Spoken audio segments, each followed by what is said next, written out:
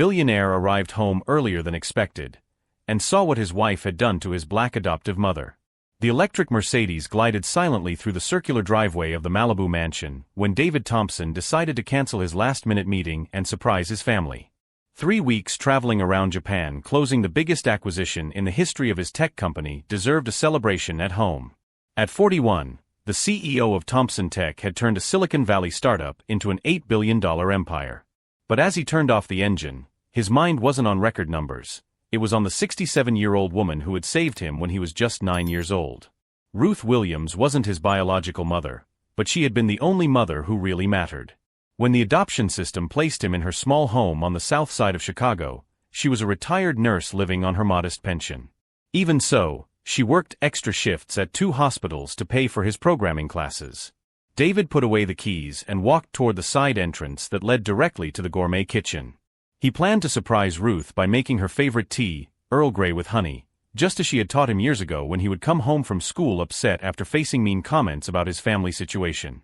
The sound of tense voices made him stop abruptly behind the Italian marble column. "I've told you not to use the front entrance when I have guests." His wife Isabella's voice cut through the air like a razor. "What kind of impression do you think this gives my clients' wives?" "I'm sorry, Mrs. Isabella. I just wanted to." Ruth's voice was a broken whisper, the perfect English David knew now laden with fear. "I don't care what you wanted. You're the maid here, not the queen of the house just because my husband has this strange obsession with you." David felt the blood freeze in his veins. Maid? Ruth had moved into the guest wing a year ago, after he insisted she deserved to live in comfort after decades of sacrifice. Isabella had always shown such affection for dear Ruth, at least when he was around. "I'm not a maid," Ruth murmured with a dignity that made David's heart ache. "David invited me to live here as family." Isabella's cruel laughter echoed through the kitchen. "Family? A black woman from Chicago who picked him up from an institution when no one else wanted him? Please. You were paid by the state to take care of him, just like any nanny." The Italian leather briefcase slipped from David's numb fingers, landing silently on the Persian rug. For 32 years, Ruth had never mentioned receiving any assistance from the state. To him, she had always been simply the woman who chose to love him when the whole world seemed to have given up on him. "And another thing," Isabella continued, "stop leaving your hair in the drain of the bathroom you use. It's disgusting. Starting today, you'll use the bathroom in the basement storage room. But the basement bathroom doesn't have heating. Then use cold water. It might be good for you to learn that you're not a guest here, you're tolerated." David cautiously approached the kitchen entrance and saw Ruth, the woman who had worked 16 hours a day to pay for his guitar and computer lessons, huddled against the granite island like a wounded bird. Her hands, the same ones that had comforted him during endless nights of nightmares about abandonment, trembled as she held a cup of now-cold tea. "Isabella is right," Ruth whispered, more to herself than to anyone else. "I should have stayed in Chicago. This isn't my place." "Exactly." Isabella slammed her hand on the counter. Finally, a moment of lucidity. "You never belonged in this world, Ruth. You can pretend all you want, but you'll always be a retired nurse from a poor neighborhood trying to pass herself off as something she's not." It was then that David noticed the detail that completely devastated him. Ruth was wearing a simple cleaning uniform. Isabella had literally turned the woman who raised a billionaire into a maid. As he quietly retreated to the garden, a memory came flooding back with devastating force. Ruth at 35, working 3 jobs to pay for his first programming competition, saying, "Baby, one day you're going to be so big that you'll help people like us. But never, ever let anyone make you forget where you came from."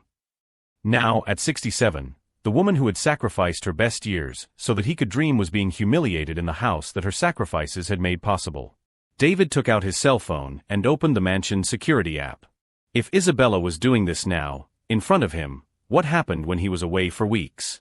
If this story of betrayal and racism touched you, don't forget to subscribe to the channel, because you'll find out how a man who owed everything to his adoptive mother turned her humiliation into the greatest lesson in justice a prejudiced woman ever received. For 3 hours, David remained locked in his office reviewing weeks of security footage. Each video revealed a new layer of systematic cruelty that made him nauseous. Isabella forcing Ruth to eat cold leftovers in the basement, while she dined on gourmet dishes in the main dining room. Isabella hiding the remote control for the heater when David was traveling, leaving Ruth shivering in the cold during California's winter nights. Isabella throwing away letters that arrived for Ruth from old colleagues in Chicago, even intercepting medical correspondence. But it was the video from 2 weeks ago that completely destroyed him. Ruth had prepared a special dinner to celebrate the 32nd anniversary of her adoption, waiting for David to return from a conference in New York. Isabella came home, saw the table set with candles and the homemade cake Ruth had baked with her own arthritic hands. "How pathetic," Isabella said directly to the camera, as if she knew David would be watching. "An old black woman pretending to be the mother of a white billionaire. That's delusional even for you, Ruth." Isabella threw the whole cake in the trash, blew out the candles, and forced Ruth to clean everything up before David arrived. When he called from his trip to ask if Ruth had enjoyed the surprise he had asked Isabella to organize, flowers and a special dinner, his wife lied with frightening ease. "Oh, she loved it, honey. She was so moved she cried. You should have seen it. She said you're the best son a mother could have." Ruth had cried. David could see it in the recordings. But not out of joy. Out of humiliation and loneliness, eating a cold sandwich in the basement while Isabella posted photos of the family dinner on social media, using old images to maintain the charade. The investigation revealed something even more sinister. David discovered that Isabella had a private WhatsApp group called Malibu Elite Wives, where she shared updates about Ruth with her equally privileged and racist friends. "David's old maid is getting more and more confused," Isabella wrote. "Yesterday, I found her trying to use the master bathroom again. I had to remind her where she belongs. These people never learn boundaries." Her friends' responses were equally venomous. "At least you have patience, dear. I would have sent her back to the ghetto where she belongs." Jennifer Walsh, wife of the CEO of Walsh Industries. "David needs to understand that charity has its limits. It's one thing to help these people, it's another to turn your home into a shelter." Patricia Sterling, heiress to a real estate fortune. But it was Isabella's response that made David's blood run cold. "Don't worry, girls. I'm documenting all of her episodes. Once I have enough evidence of dementia and incapacity, I'll convince David that she needs professional care in an institution. Problem solved permanently." David closed his laptop, his hands shaking. Isabella wasn't just abusing Ruth. She was orchestrating a campaign to remove her from their lives permanently. That night, he pretended to be asleep when Isabella came home from the spa. Through half-closed eyelashes, he watched his wife check messages on her phone, smiling with satisfaction as she read updates from her hate group. "David," she whispered, nudging him gently. "I need to talk to you about Ruth tomorrow. Some troubling things have happened while you were away." He mumbled something incoherent, pretending to be sleepy, while Isabella prepared for another Oscar-worthy performance as the concerned wife. The next day, during breakfast prepared by Ruth, which Isabella only allowed when David was present, the charade began. "Honey, I don't want to worry you, but your mother has been having some episodes lately." Isabella gently touched David's arm, her voice laden with feigned concern. "Yesterday I found her trying to cook at 3 in the morning, completely confused about what day it was." Ruth stopped serving coffee, her eyes filling with panic. David could see that she wanted to defend herself, but she had learned through months of abuse that any protest would only make her situation worse. "She's also been leaving the bathroom running and forgetting to close doors," Isabella continued, each lie delivered with rehearsed conviction. "I'm worried she might hurt herself. Maybe it's time we sought some professional help." David watched Ruth cringe with every word, the dignity she had maintained through decades of adversity being systematically shattered by the woman he had trusted to protect her. It was then that a specific memory came back with full force. David at age 12, coming home from school with a cut lip after a fight with boys who called him an orphan bastard. Ruth sat him down in the kitchen of their small Chicago home, cleaned his wounds, and said something he never forgot. "Baby, some people will try to make you feel small because they themselves feel small inside. But you need to remember, you carry within you the strength of all the ancestors who fought so you could be here. And one day when you're big and strong, you'll protect other people like I protect you now." Ruth had kept her promise. She worked 3 jobs to pay for his programming classes. She sold her own jewelry to buy his first computer. She stayed up all night helping him with school projects after double shifts at the hospital. Now it was time for David to keep his. "Interesting," David said calmly, taking a sip of coffee. And where exactly would you recommend she get this professional help? Isabella's eyes sparkled with a victory she believed was close at hand. Well, Sunny Acres is a very respected residence. They have experience with people in her situation. David knew Sunny Acres, an expensive institution that mainly catered to wealthy white families who wanted to get rid of inconvenient relatives with a clear conscience. You've already researched this, David noted, his voice still neutral. I just want what's best for her, Isabella lied, touching his arm again. And for us. We have our own lives to live. At that moment, David realized that his wife had completely underestimated two crucial factors. First, that the abandoned boy from Chicago had never really disappeared. He was just hibernating under a veneer of wealth. And second, that Ruth Williams had taught this boy something far more valuable than programming. She had taught him that true strength comes not from having money or power, but from knowing exactly when and how to use them to protect those you love. As Isabella continued to elaborate on her plans to get rid of Ruth for the good of everyone, David quietly opened the recording app on his phone. Because some conversations needed to be preserved for posterity. And some people needed to be reminded that underestimating a son protecting his mother could be the most costly mistake anyone ever makes in their life. What Isabella didn't know was that every cruel word, every calculated lie, and every moment of sadism was being meticulously documented by someone who had learned from childhood that patience is just another word for strategy, and that when the time came to act, nothing would remain of the perfect world she had built on the suffering of an innocent woman. For the next 3 days, David maintained the perfect facade of the husband busy with business, while quietly orchestrating the most important investigation of his life. Each morning, he watched Isabella play the role of the concerned wife over breakfast, inventing new episodes of Ruth's confusion while the victim herself served coffee with trembling hands. Yesterday I found her trying to call someone at 4 in the morning, Isabella lied, delicately biting into her French toast. When I asked who she was calling, she said she wanted to talk to you, but you were there sleeping next to me. Clearly disoriented in time and space. David watched Ruth lower her eyes, knowing she had been trying to call a former colleague from Chicago who was in the hospital, information David had discovered in the recordings when Isabella deliberately hung up the phone and then lied, saying that no one had answered. Maybe we should speed up the process with Sunny Acres, Isabella continued, her voice laden with false urgency. They have a spot opening up next week. It would be perfect. It was then that David knew he had little time. Isabella wasn't just planning to get rid of Ruth, she was accelerating the timeline. That afternoon, while Isabella was at her weekly massage session at the spa, David drove downtown to meet someone his assistant had discreetly recommended. Marcus Rivera was a former LAPD detective who now worked as a private investigator specializing in domestic abuse and family fraud cases. Rivera's office occupied the 3rd floor of an inconspicuous building downtown, far from the social circles of Malibu where Isabella might recognize him. When David entered, he found a man in his 50s with graying hair and eyes that had seen it all. Mr. Thompson, Rivera stood up, extending his hand. Your assistant gave me a general idea of the situation, but I need to hear it directly from you. David opened his laptop and showed him the recordings from the last few months. Rivera watched silently, taking notes occasionally, his face hardening with each new piece of evidence of cruelty. This is systematic abuse, Rivera murmured after seeing Isabella force Ruth to sleep in the freezing basement. And this false documentation she's creating, it's preparation for involuntary commitment. I've seen it before. I need more than home videos, David said. I need something that will completely destroy her credibility before she can have my mother committed. Rivera leaned forward, connecting a device to David's laptop. Let's start with a complete forensic analysis of her cell phone and computer. If she's documenting lies about your mother, she's also leaving digital traces of her true intentions.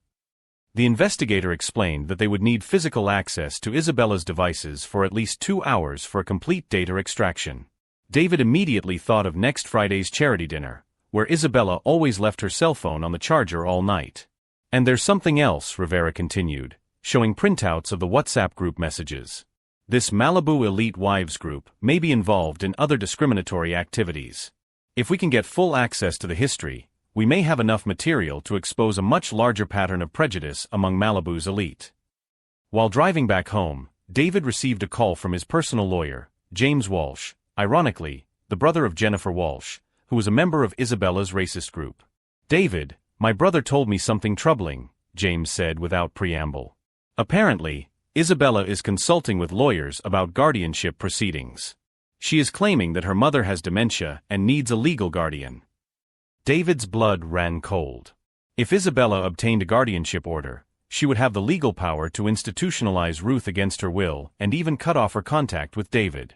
James, I need you to prepare a counterpetition immediately. And I want you to revoke any power of attorney Isabella may have over my mother's affairs. David, that may alert her that you're investigating. I don't care. I'm not going to let her legally kidnap my mother while I gather evidence. That evening, David found Ruth alone in the garden, watching the stars from a small wooden bench she had asked to have placed there, the only personal request she had made in a year of living together. Mom, he sat down beside her. I need to ask you a question, and I need you to be honest with me. Ruth turned to him with those eyes that had seen so many battles. Of course, baby. What do you want to know? Isabella, has she been treating you well when I'm not around?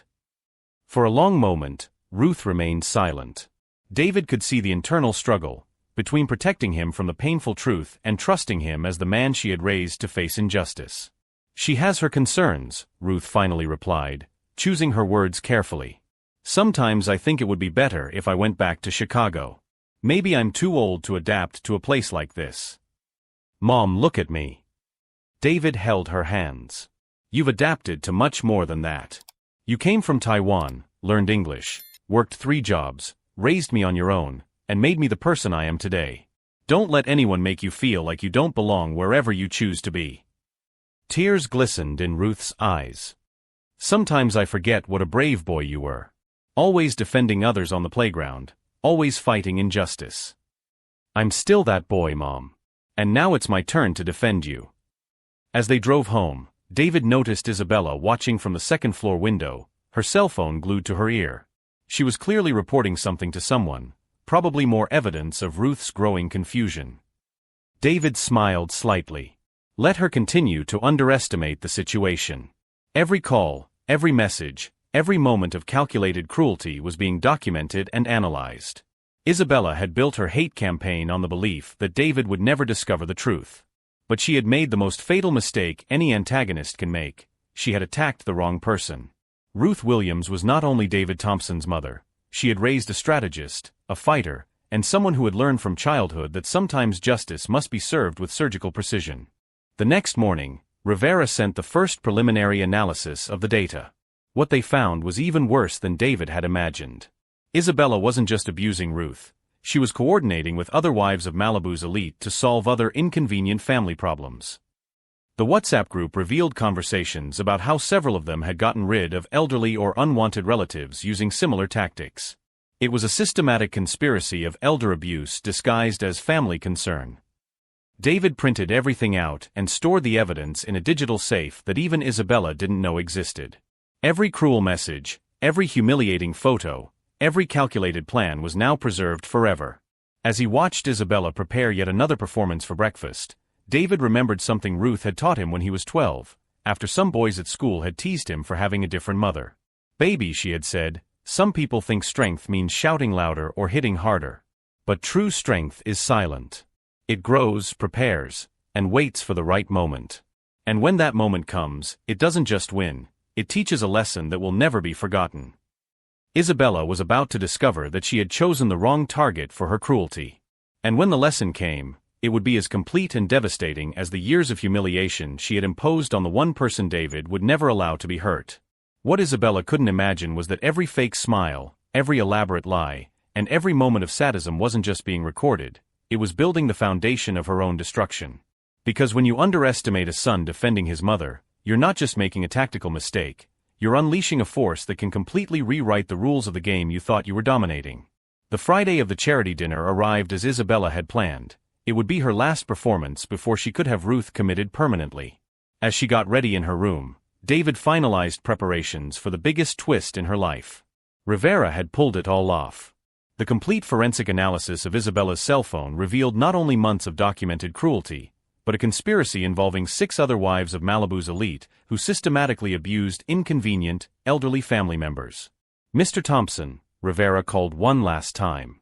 I'm in touch with journalists from the LA Times and TMZ. When you give the signal, This story will explode simultaneously on all platforms. David watched Isabella descend the stairs in her designer dress, radiant with the proximity of her victory. She didn't even notice that Ruth was no longer wearing her cleaning uniform. David had burned it all and replaced it with decent clothes. "Honey, the Sunny Acres van is coming to pick up your mother on Monday," Isabella said, touching up her lipstick. "I've already signed all the paperwork as her attorney. Problem solved forever." "Interesting," David pulled out his cell phone. "Because I just got a very enlightening call from Dr. Peterson at Sunny Acres." Isabella's smile faltered slightly. "What kind of call?" "He wanted to confirm that I had actually authorized you to forge my signature on the admission documents." David showed her the phone screen. "Apparently, falsifying medical documents is a federal crime." Isabella's face paled, but she tried to maintain her composure. "I don't know what you're talking about. It's also interesting how meticulously you documented my mother's episodes of dementia." David swiped his finger across the screen, showing screenshots of Isabella's fake notes. "Especially considering she passed all the cognitive tests I secretly arranged for her last week." "You spied on me?" Isabella's mask began to crack. "No. I protected my family from a sociopath." David opened the security camera app. "Ruth, please come here." Ruth appeared in the room, no longer hunched over in fear, but standing tall and dignified. Isabella watched her with growing horror. This was no longer the broken woman she had spent months destroying. "Ruth has something to say, Isabella. In fact, she has months of things to say." "David baby," Ruth began in a steady voice, "your wife forced me to sleep in the basement during the winter. She forced me to eat cold leftovers on the floor like an animal. She called me names I would never repeat." Isabella tried to protest, but David raised his hand. "Oh, but there's more. Much more." He connected his cell phone to the giant TV in the living room, where messages from the Malibu Elite Wives group began to appear. Every racist word, every cruel plan, every moment of sadism exposed in high definition. "David's old maid is getting more and more confused," David read aloud. "I had to remind her where she belongs." Isabella recoiled, pure panic replacing her confidence. "You can't, this is private." "You know what else is interesting?" David continued, relentless. "Jennifer Walsh, Patricia Sterling, all your friends. They don't know you saved these conversations. And tonight, at the charity dinner where you'll all be, this will be projected for the entire Malibu elite to see." "You wouldn't dare." "I already have." David showed a series of notifications on his phone. TMZ, LA Times, page 6. They all have the story. Malibu Elite Wives run elder abuse scheme. Including photos of you forcing my mother to wear a maid's uniform. Isabella collapsed into an armchair, reality finally hitting her. "My life, my reputation, you've destroyed everything." "I didn't destroy anything. You built your life on cruelty and lies. I just turned on the lights." Isabella's phone began ringing incessantly. First Jennifer Walsh, "Isabella, what the hell are those photos on TMZ?" Then Patricia Sterling, "You've gotten us into huge trouble." "And there's more," David continued, relentless. "My lawyer has already filed for divorce. You're going to leave this house with exactly what you brought when you arrived. Nothing. The prenuptial agreement you signed is very clear about infidelity and family abuse." "Prenup? You said we didn't need one." "I lied. Just like you lied about everything else." David leaned forward. "And you know what the best part is? All your fake documentation about my mother's dementia? It's perfect evidence of attempted medical fraud. The FBI is already interested." Isabella tried one last desperate gambit. "No one will believe you. I'm a respected woman, you're a billionaire man with security cameras, forensic evidence, and witnesses, versus a woman who has just been exposed nationally for abusing a 67-year-old woman." David smiled coldly. "Good luck with that defense." Her cell phone rang again. This time it was her own lawyer. "Isabella, I have to let you know that I can no longer represent you. Conflict of interest with other clients affected by this situation." "Your friends are all distancing themselves," David observed. "Apparently, Being exposed as a racist and an abuser isn't very good for one's social image. Isabella finally broke down completely. Please, David. We can work this out. I'll change. Ruth can stay. We'll go to therapy. Anything. The time to change was before you turned the woman who raised me into your personal victim. Ruth approached Isabella for the first time in months without fear. You don't have to change for me, ma'am. You just have to get out of my family's life. David watched his wife completely fall apart. The woman who had built her entire identity on social status and moral superiority was now a national pariah. But he felt no pleasure in her destruction, only the cold satisfaction of seeing justice served. There's a car waiting for you outside, David said calmly. Your bags are already inside. And Isabella? If you try any reprisals against my mother or me, remember, I have resources you can't even dream of, and now I know exactly what kind of person you really are. As Isabella left the mansion she had used as a stage for her cruelty for the last time, she still did not fully understand what David had orchestrated. Because the true extent of her downfall would only become clear when she discovered that losing her life of luxury was only the beginning, and that the consequences of underestimating a son protecting his mother would extend far beyond what her privileged mind could imagine. A year later, David watched Ruth teach basic programming to underprivileged children at the community center he had funded in her honor. At 68, she radiated a vitality that had been suppressed by months of abuse. Remember, kids, Ruth said in a firm voice, technology is a tool for justice. You can use it to build bridges where others build walls. Isabella, meanwhile, had become persona non grata throughout Los Angeles. Her former friends publicly shunned her after the national scandal. Living in a modest apartment on a divorce settlement limited by the prenuptial agreement, she discovered that privilege without character is only a temporary illusion. David had received a message from her the week before, I was a different person. Can we try again? He deleted it without replying. Some bridges, once burned by cruelty, should never be rebuilt. Do you know why we won? Ruth asked as they drove home. Because you remembered that true strength isn't about having power, it's about using it to protect those we love. David smiled, watching the woman who had turned an abandoned boy into a man of principle. Isabella had tried to destroy her, but only revealed that some people are indestructible, forged by decades of unconditional love and sacrifice. The best revenge was never to repay the damage done. It was to prove that love always conquers hate, and that defending our family is the only wealth that truly matters. If you believe that justice and family come before anything else, subscribe to the channel for more stories that prove that protecting those we love is the only war worth winning.